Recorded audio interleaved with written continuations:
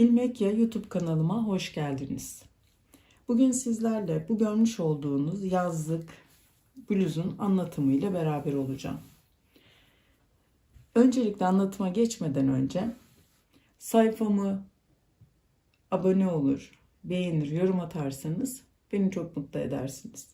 Bu bluzumuz için kullandığımız ip Hobby Trend'in bu sene yeni çıkardığı Hobby Trend Sate ipi. Çok güzel, yazlık, kullanılabilir, tercih edilebilir. Tığım da 3 numara.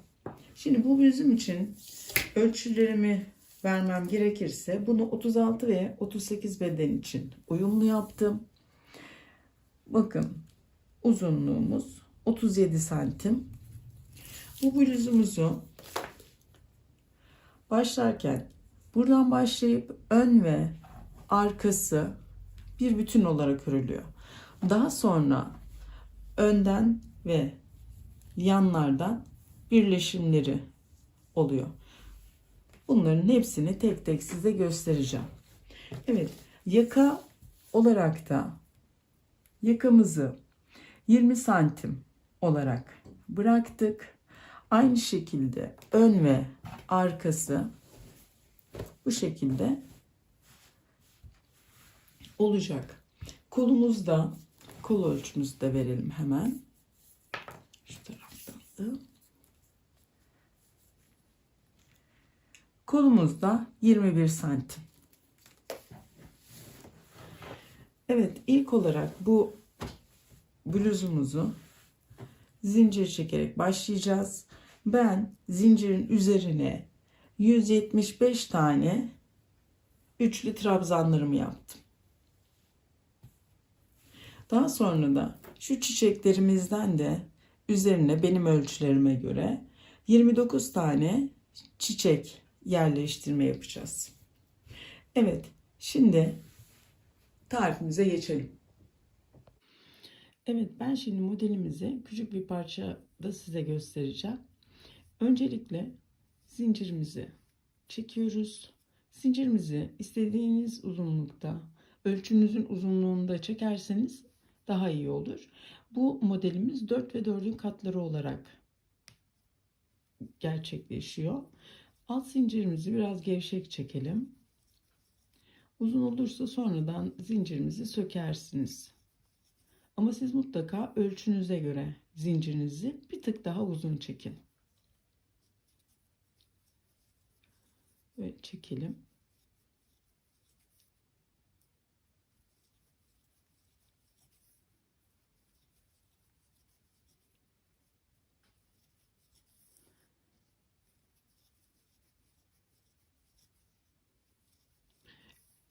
Evet. Bu şekilde yeter. Şimdi ipimin üstüne doladım. 1, 2, 3 ve 4. zincirin içine giriyorum. Ve buraya bir üçlü trabzan yapıyorum. Ben bunu kendi elimin sıkılık durumuna göre yapıyorum. İsterseniz siz bunu ikili trabzan olarak da yapabilirsiniz. Ayrıca tığınızı kullandığınız ipinize göre de ayarlayabilirsiniz. Bu modelimizi koton iplerle de yapabilirsiniz. Evet, ikinci trabzanımı yapıyorum. Üçüncü trabzanım.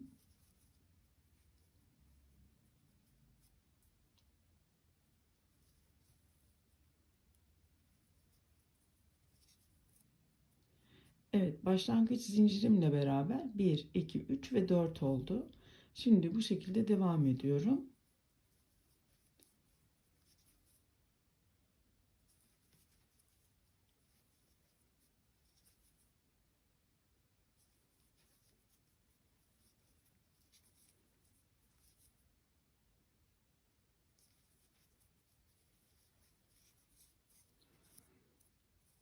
Evet, 1, 2, 3, 4. 1, 2, 3, 4. Evet, bunu bu şekilde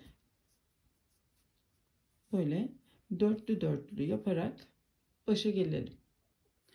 Evet, benim için bu kadar trabzan yeter. Küçük bir modelde göstereceğim için 3 zincirle yukarıya çıkıyorum.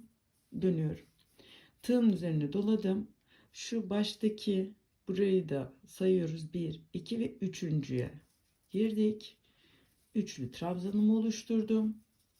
Arada 3 zincir. Tekrar aynı noktaya bir üçlü trabzan daha yapıp buraya bir V oluşturuyorum. Şimdi tekrar 1, 2, 3 zincir çekiyorum. 1, 2 ve 3. trabzanın tepesine bir sık iğne yapıyorum. 1, 2, 3 zincir. 3. trabzanın tepesine bir üçlü trabzan. Arada 3 zincir. Tekrar aynı noktaya batıp bir V oluşturuyorum. 3 zincir. 1, 2 ve 3. trabzanın tepesine bir sık iğne. 3 zincir. Tekrar 3. trabzanın tepesine üçlü bir trabzan. Arada 3 zincirim var.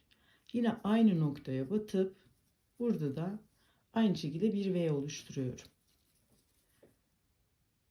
Evet. Üçüncüsüne battım, bir sık iğne. 3 zincir. 3. trabzanın tepesine tekrardan bir V yapıyorum. Şimdi burada biraz balonlanmalar olabilir. Bunlar önemli değil. Bunlar aslında bizim istediğimiz şeyler. Daha bol ve salaş olması için. Şimdi burada tığın üzerine ip aldım. 3. boşluğa battım ve trabzanımı yaptım. Şimdi tekrar 1, 2, 3 zincir çekiyorum. Arkaya döndüm. Şimdi burada görmüş olduğunuz artık şu V'lerin içlerini dolduracağız. Evet, bunun için tığın üzerine ilmek aldım.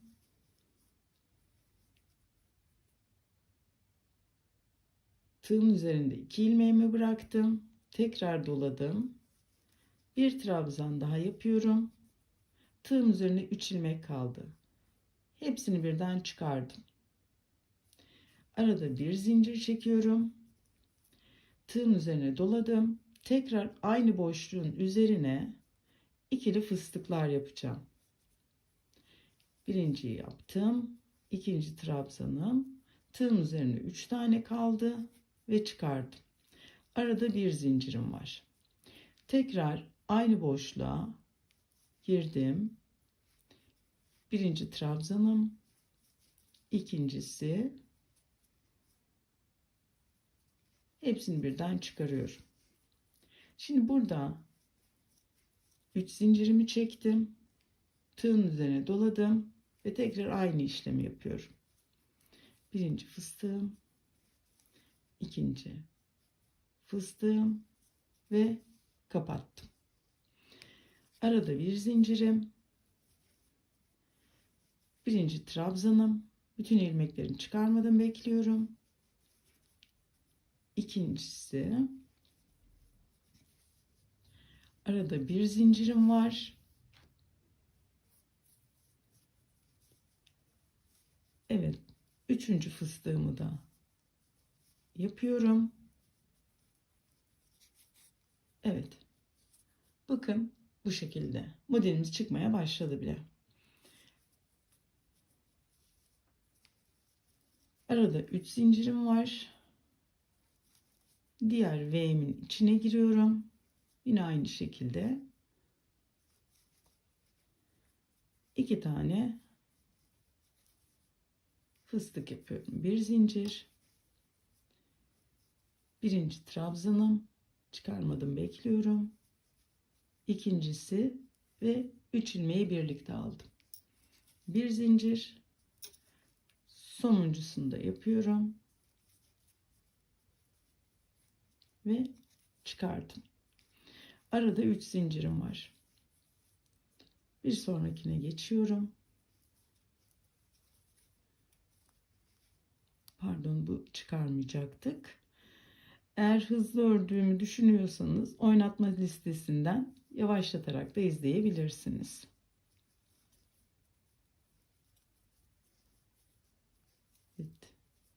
ikinci fıstığımı da yaptım. Arada bir zincirim var. Tekrar ikincisini de yaptım, kapattım. Bir zincir, son fıstığımızda, ikili fıstığımızda yapıyoruz. Kapattık. Bakın. Evet. Şimdi yine burada zincir çekmiyoruz. Buradaki trabzanımızın tepesine batıyoruz. Eğer ki sizin kasmalarınız oluyorsa bir zincir de arttırabilirsiniz. Mesela şurada benim bir zincir çekmem gerekiyor. Biraz rahatlatmam için. Evet. Şimdi burada trabzanımızı da yaptık. 1, 2 ve 3 zincirle yukarıya çıkıyoruz. Şimdi modelimizin neresindeyiz? Bunu da göstereyim size. Şimdi modelimizin kısmını yaptık. Şuradaki kutucuklarındayız. Evet, bunun için de 3 zincir çekmiştim. Bunu 4 yapıyorum. Tığın üzerine aldım. Şu fıstıkların arasına girip bir trabzan yapıyorum. Arada 2 zincir çekiyorum. Diğer ara boşluğuma giriyorum. Tekrar 2 zincir. Buradaki boşluktayım. 2 zincir. Fıstıkların arasına girdim. Tekrar 2 zincir. Aynı işlemi başa gelene kadar yapıyorum. Bu arada kanalıma abone olursanız ve bildirimlerinizi açar, yeni videolarımı izlemek isterseniz beni mutlu edersiniz.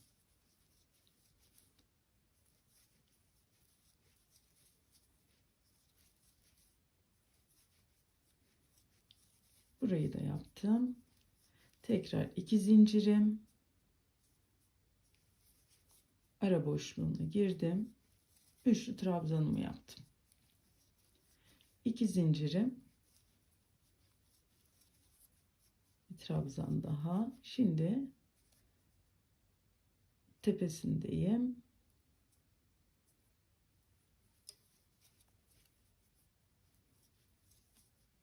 Evet. 3 zincirle tekrar yukarıya çıkıyorum. Saniye yapayım. Evet. Şimdi burada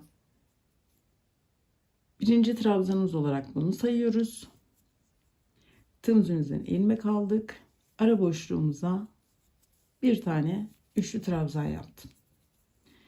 Sonraki trabzanımızda trabzanın tepesine yapıyorum. Bir boşluğa, bir trabzanın tepesine.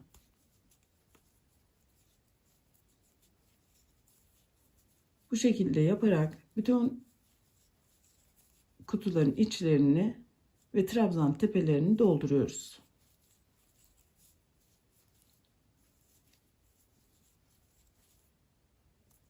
Evet, modelimiz zaten oluştu. Gördüğünüz gibi. Çok kibar, çok çıtı pıtı. Örmesi de çok keyifli. Bu modeli hırkalarınızda, bluzlarınızda, hatta çantalarınızda bile kullanabilirsiniz.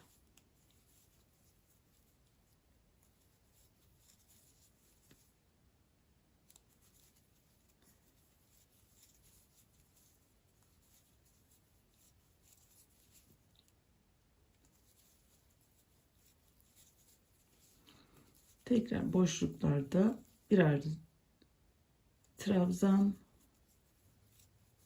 trabzan üstlerine de birer trabzan şeklinde modelimizin bu sırasında yapıyoruz.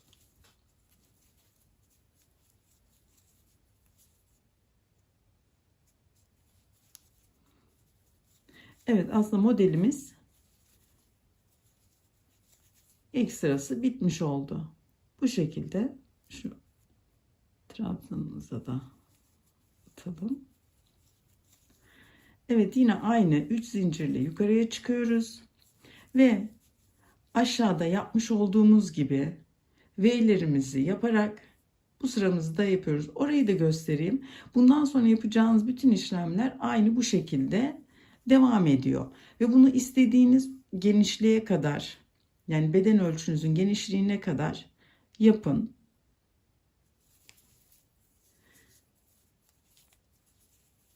Şimdi 3 zincirimizi çektik. Yine 1, 2 ve 3. trabzanın boşluğuna batıyoruz. Trabzanımızı ilk oluşturduk. Arada 3 zincir. Tekrar aynı boşluğa batarak bir V oluşturduk. Tekrar 3 zincir. 1, 2 ve 3. trabzanın tepesine tekrar 3 zincir. 3. trabzanın tepesine bir trabzan. Arada 3 zincirimiz var. Yine aynı yere batarak bir V oluşturuyoruz.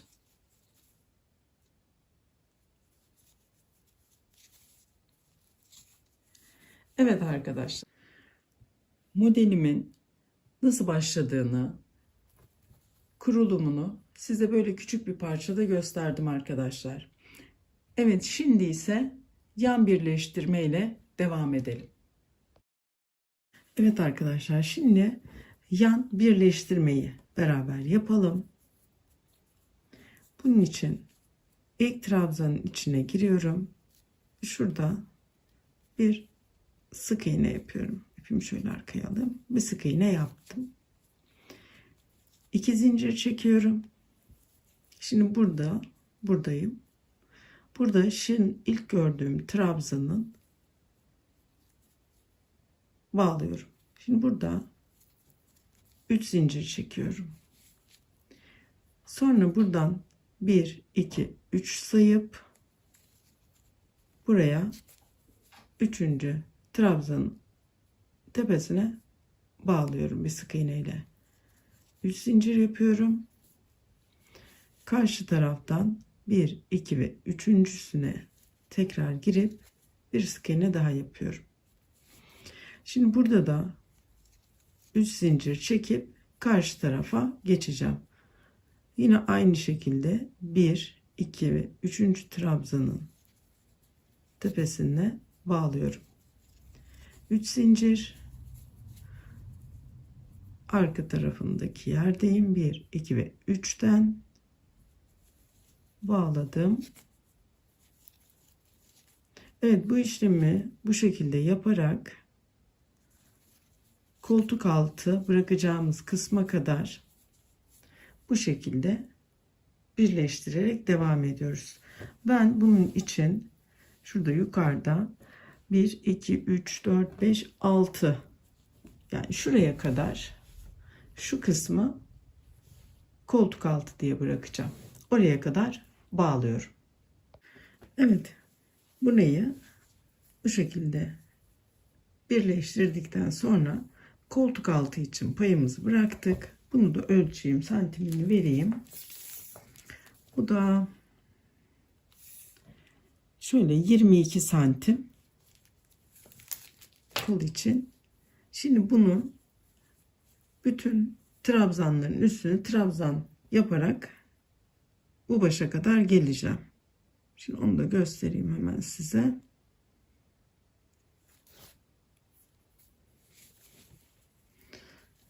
Şöyle 3 zincirimi çektim. Şurayı da doldurmam gerekiyor. Şuraya 2 trabzan yapalım. Daha sonra şuraya bağlayalım. Buraya da bir trabzan yapalım. Evet.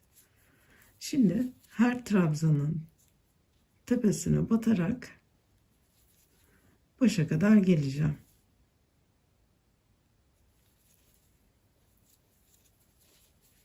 Evet, ben buraya başa kadar geleyim.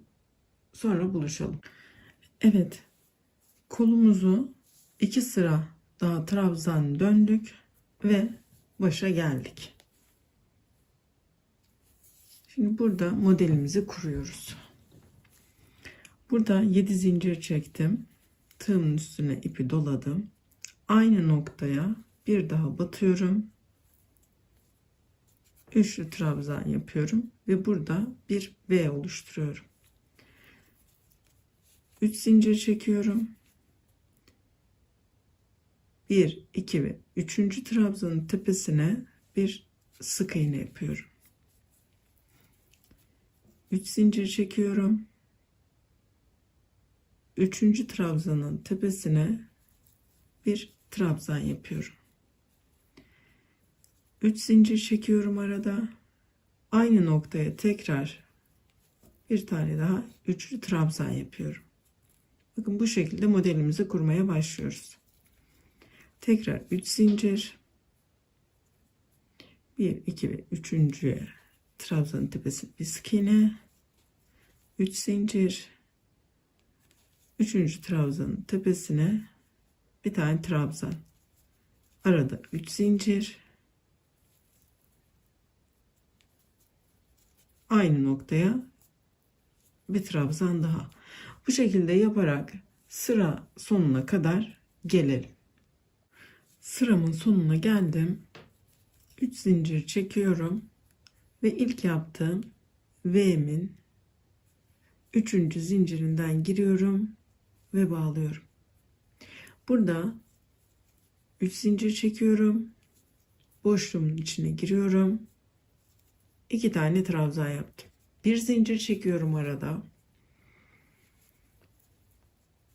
Bir trabzan yapıyorum. Çıkarmıyorum. İkiliyi başta yapıyorum. Bir tane daha yapıyorum. Yani ikili fıstıklar yapıyorum. Bir zincir çekiyorum. Aynı boşluğa birinci fıstığımın trabzanını yaptım. İkinci fıstığımı da yapıyorum ve kapatıyorum. 3 zincir çekiyorum. Tığımın üzerine doladım. V'nin içerisine girerek çıkarmadım. Birinci trabzanım. Bu da ikinci trabzanım. Hepsini birden çıkardım. Arada bir zincir çekiyorum. Birinci trabzanım. İkinci trabzanımı da yaptım.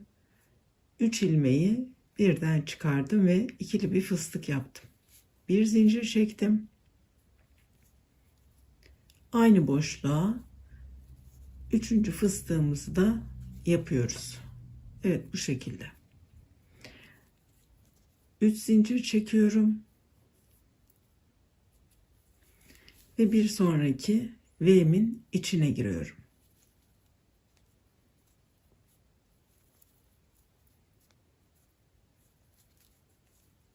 Bir zincir arada.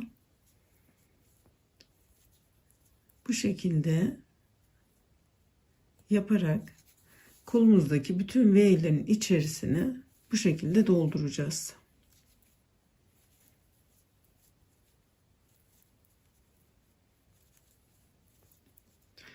Arada 3 zincirimi çekiyorum.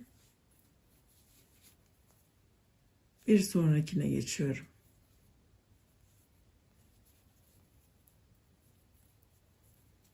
Evet, bunu bu şekilde yapıp sıra sonunda buluşalım. Evet, sonuncu V'mizi de beraber yine yapalım.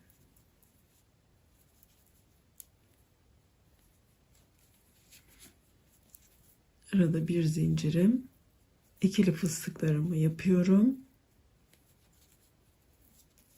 Bir zincir daha ve aynı yere üçüncüsünde yapıyorum. 3 zincirimi çektim ve ilk başladığım noktadan böyle bağladım. Evet. Şimdi şu şekilde gösterelim.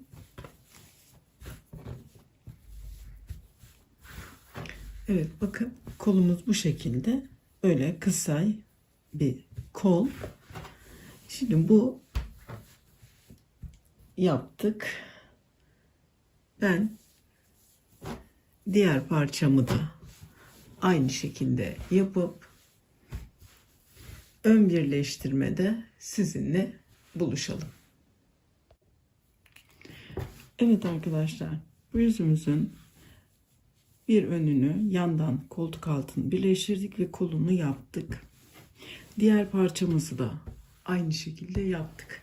Şimdi sıra geldi bu iki parçamızı önden ve arka kısmını birleştirmeye. Şimdi ben bunun için bir parçamızın bu son sırasını yapmıyoruz. Bunu yaparken diğer tarafa da birleştireceğiz. Onu da şimdi göstereceğim size. Şimdi bunun için önce yakamızın V yaka olacağı için kaç santim istediğinizi ayarlayalım. Ben bunun için şöyle 20 santim olacak şekilde yapacağım. Bu 20 santime kadar öreceğim. Siz daha kısa istiyorsanız daha kısa da yapabilirsiniz. Şimdi ilk önce buradan 3 zincirimi çekiyorum. Diğer ön parçamın ön kısmını ilk trabzanından şöyle ilmeğimi trabzanın tepesinden geçiriyorum. Tığımın üzerine ip alıyorum. Boşluğa bir tane üçlü trabzan yapıyorum. Sonra bu ilmeğimi biraz uzatıp burada bırakıyorum. Karşı taraftaki ikinci trabzanın tepesinden tığımı geçirip bu ilmeğimi içinden çıkarıyorum. Ve tekrar sıra gelen trabzanın tepesine bir trabzan yapıyorum. İlmeğimi yine uzatıyorum. Şöyle yapayım da daha net gözüksün. Üçüncü trabzanımın tepesinden tığımı batırıyorum. İlmeğimi bunun içinden geçiriyorum. Ve tekrar boşluğuma bir trabzan daha yapıyorum. Karşı taraftaki dördüncü trabzanımın tepesine batıyorum. İlmeğimi içinden geçiriyorum. Ve buradaki trabzanımın tepesine batıyorum. Tekrar göstereyim. İlmeğimi çıkardım. 5. trabzanımın tepesine battım. İlmeği buradan geçirdim. Boşluğuma geldim ve bir trabzan yaptım. Evet. Bu şekilde birleştirerek 20 santim yaka payı bırakana kadar örgüme devam edeceğim. Sizler de videolarımın devamının gelmesini istiyorsanız İlmek Ya YouTube kanalıma abone olur, beğenir ve yorum atarsanız beni çok mutlu edersiniz. Evet, trabzanımı tekrar yapayım. İlmeğimi uzattım. İlmeğimi uzatmamın nedeni hani geriye kaçıp zorlaşmasın diye. Sıradaki trabzanın tepesinden girdim. İlmeğimi içinden geçirdim. Ve bir sonraki trabzanımı yaptım. Bu işlemi aynı bu şekilde yaparak devam ediyorum.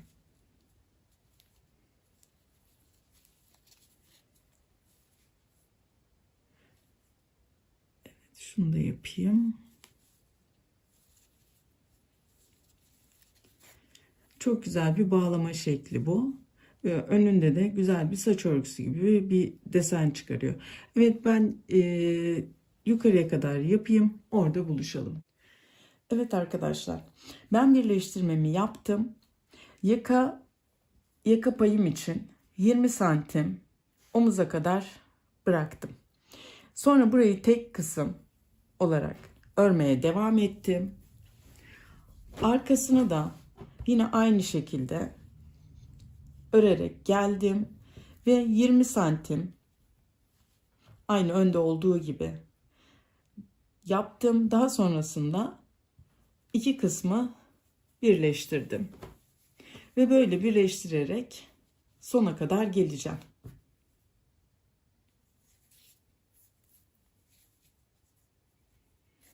Yine şuradan.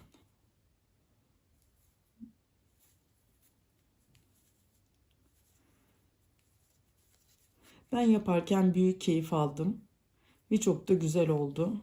Umarım siz de beğenirsiniz.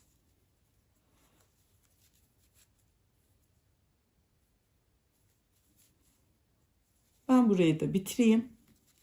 Sonda buluşalım. Bluzumuzu tamamladık. Evet. Bu şekilde ön ve arkası aynı.